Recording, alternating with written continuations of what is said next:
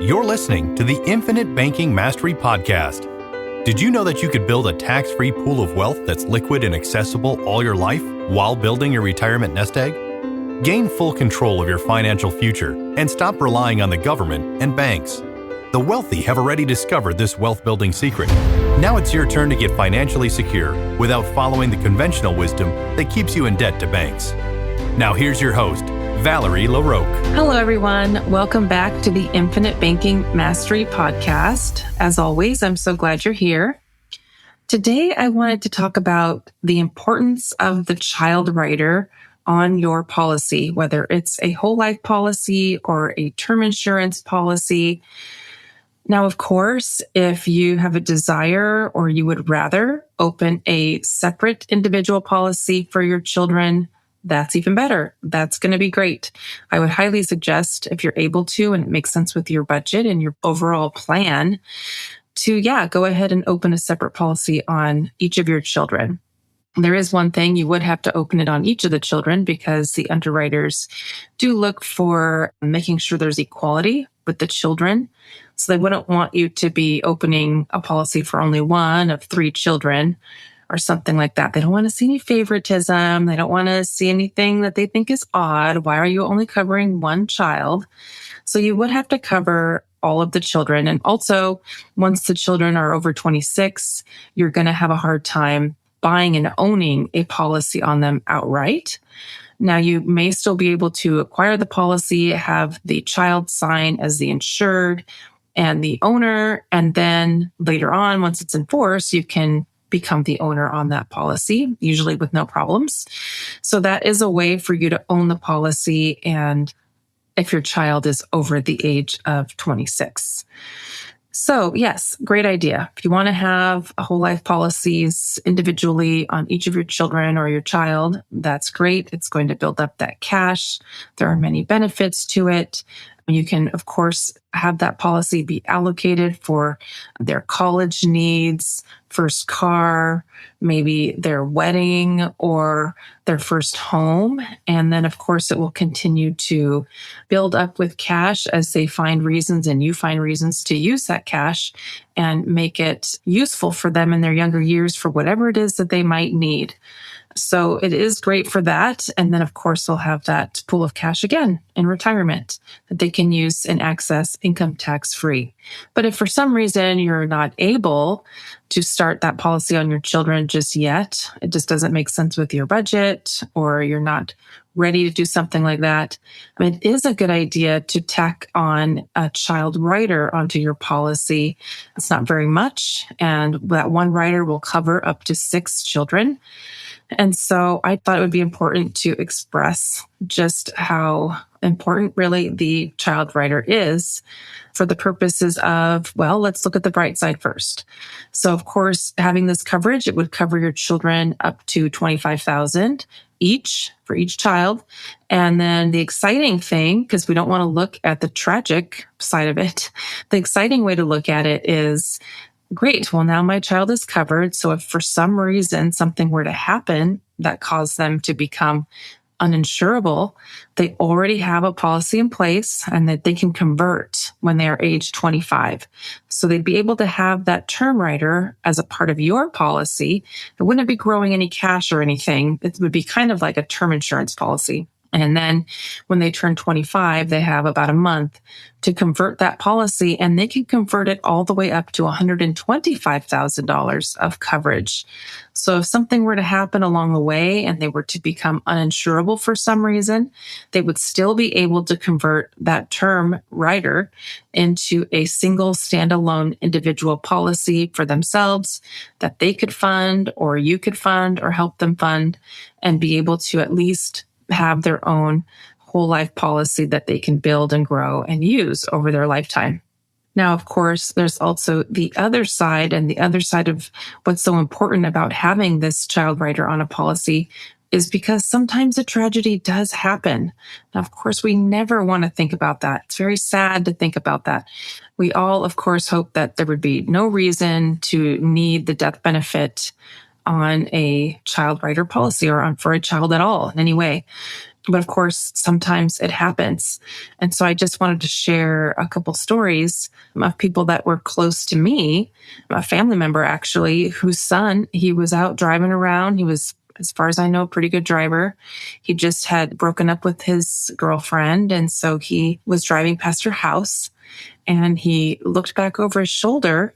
And apparently, and I'm sure he knows this road. He's been there before many times, but something happened where he lost control of his car. Maybe he was going too fast or something, but he slid and ran into a giant boulder and passed away at age 16.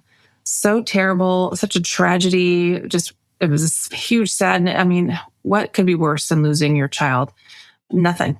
And so our family and went through this difficult time about that. And of course, the person who was the parent was devastated. And now she's got to come up with funds to bury her child. And it's just the saddest thing and the last thing you ever want to have to come up with money for.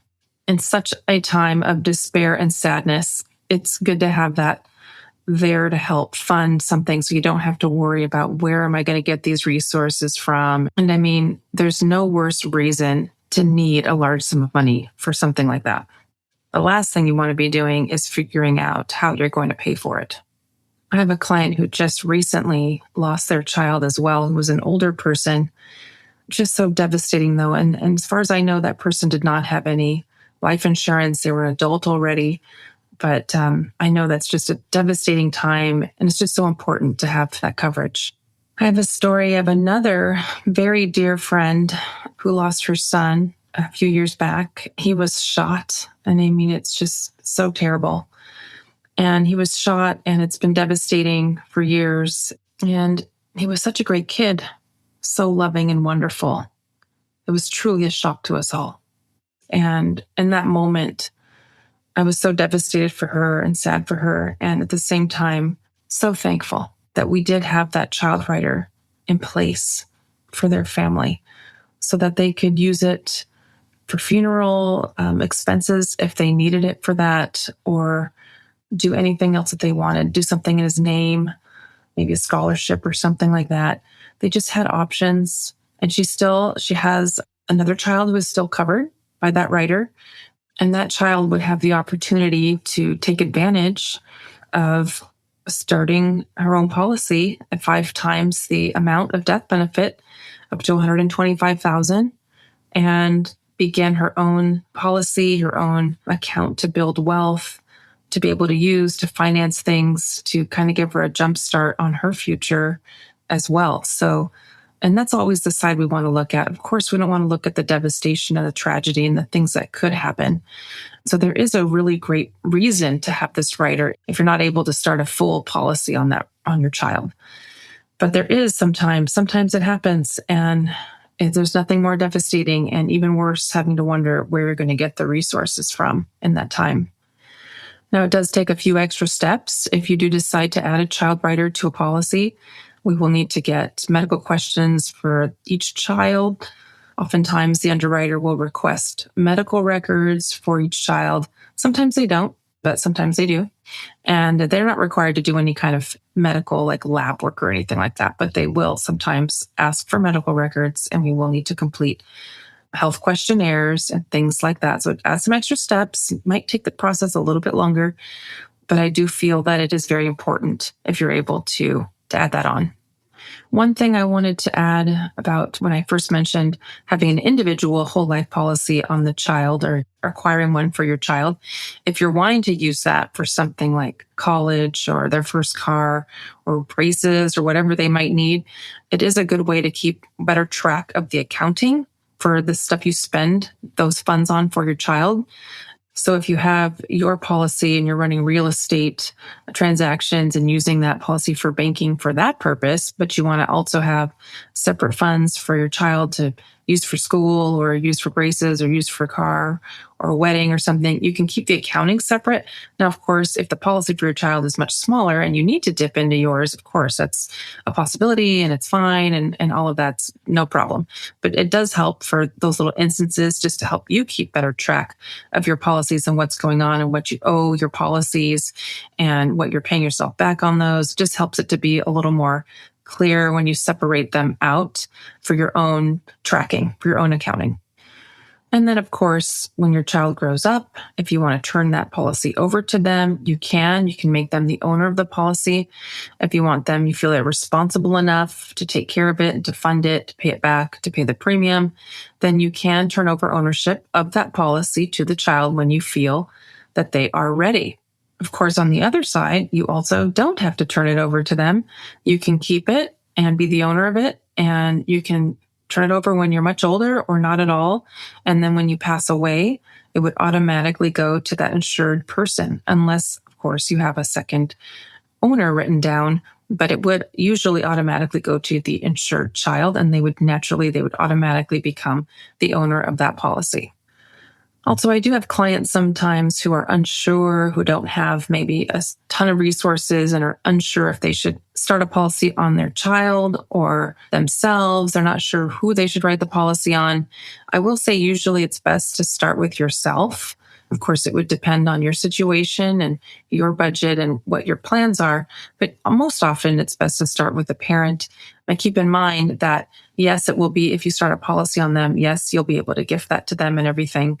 And they'll have that money that you put in, or the cash value growth that's happened inside. But also, if you have a policy on yourself, they're going to end up with that windfall, that legacy, which is likely to be more money than whatever you'll build up inside of their cash value, inside of their own policy.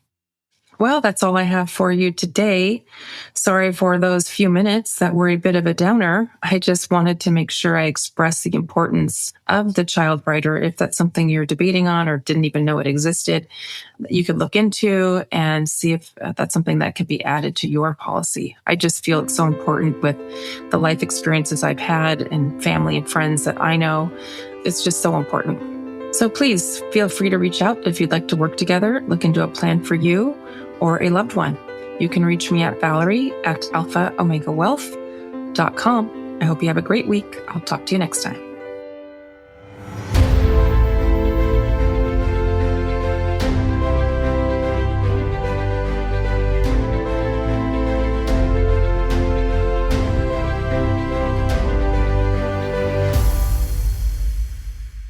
This is the podcastfactory.com.